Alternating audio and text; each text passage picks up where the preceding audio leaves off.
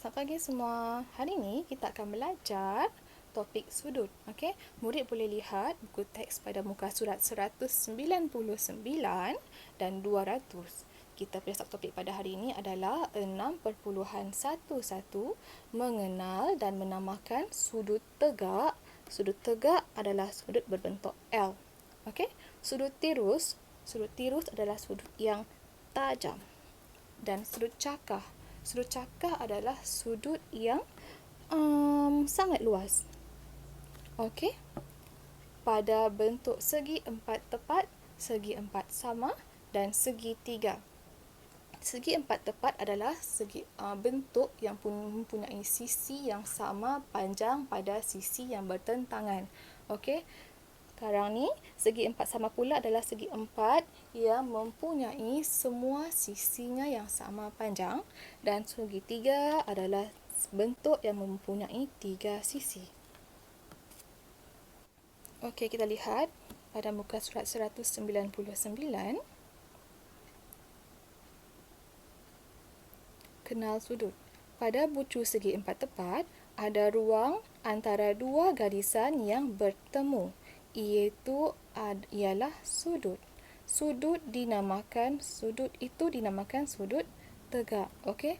Jadi, kalau kita lihat, kalau kita perasan pada bentuk yang cikgu lukis di atas ni, di mana-mana dua garisan yang bertemu dan ruang yang berada di antara dua garisan tersebut, kita namakan sudut. Okey. Jadi di sini kita ada 4 sudut. Sudut yang pertama, sudut yang kedua, dan sudut yang ketiga serta sudut yang keempat. Di mana-mana ada pertemuan di antara dua garisan, kita namakan sudut.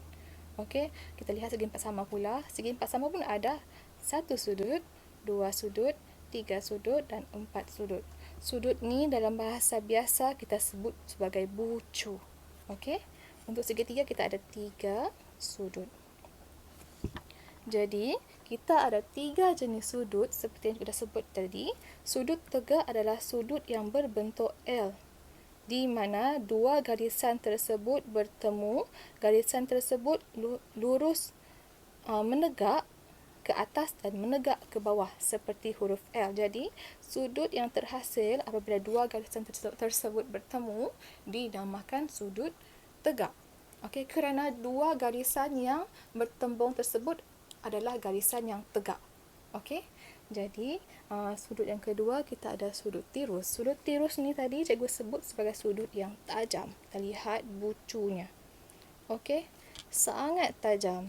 Okey, bayangkan ini adalah pensel. Kalau kita terkena pensel yang tajam, kita akan rasa sakit.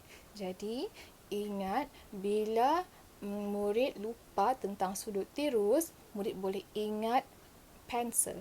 Okey, kerana rupanya seperti mata pensel. Okey, dan sangat tajam. Satu lagi, cikgu suka ingatkan murid cikgu, okey, sudut tirus ni dia seperti ni. Cikgu buat misai, cikgu buat mata dan cikgu buat telinga. Rupanya seperti seekor tikus.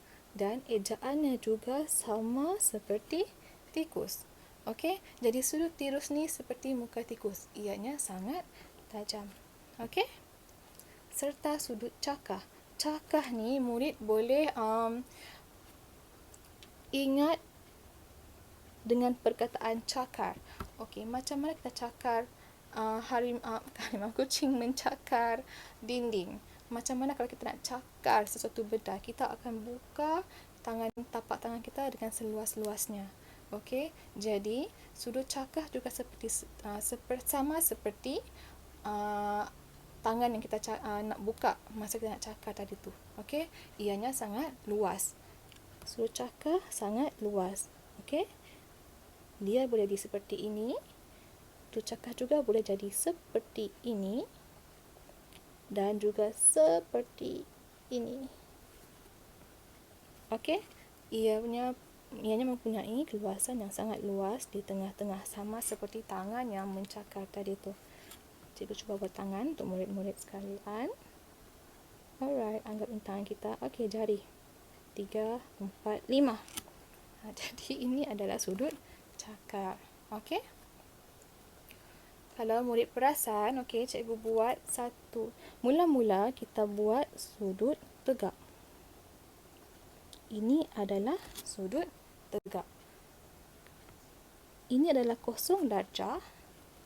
Ini adalah 90 darjah ataupun kita namakan sebagai sudut tegak. Apabila garisan pertama yang lurus bertemu dengan garisan yang kedua yang lurus juga, okey, sudut yang terhasil di tengah-tengah antara dua garisan ini kita sebut sebagai sudut tegak seperti ini. Okey. Kemudian jika mana-mana garisan antara dua garisan bertembung, okey, sini kosong juga. Di mana-mana garisan yang bertembung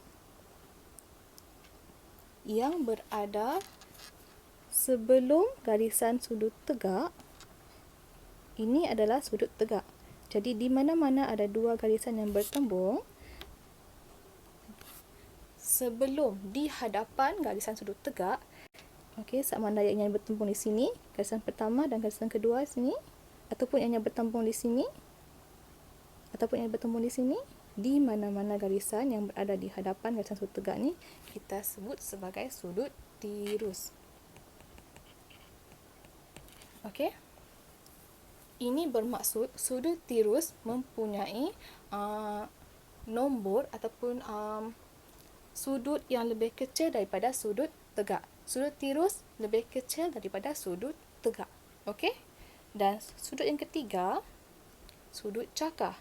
Sudut cakar adalah di mana-mana garisan yang bertembung dengan garisan yang melintang ni tadi, okey, yang berada di belakang sudut tegak. Ianya dinamakan sudut cakar.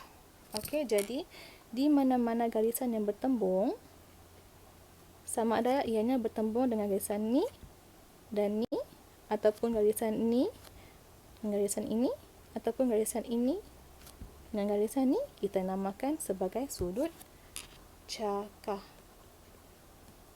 Okey.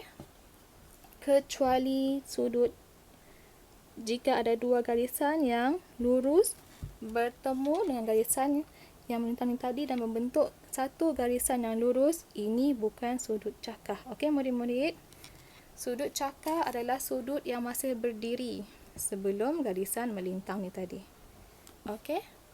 Jadi di mana-mana garisan yang bertembung di hadapan sudut tegak ni tadi yang biru ni, kita namakan sudut tirus. Di mana-mana garisan yang bertembung yang berada di belakang sudut tegak ni tadi, kita namakan sebagai sudut cakar, dan sudut tegak hanya ada satu sahaja, iaitu tegak ke atas dan tegak ke bawah. Okey? So, cikgu rasa murid dah boleh faham. Kita lihat segitiga pada muka surat 199. Okey?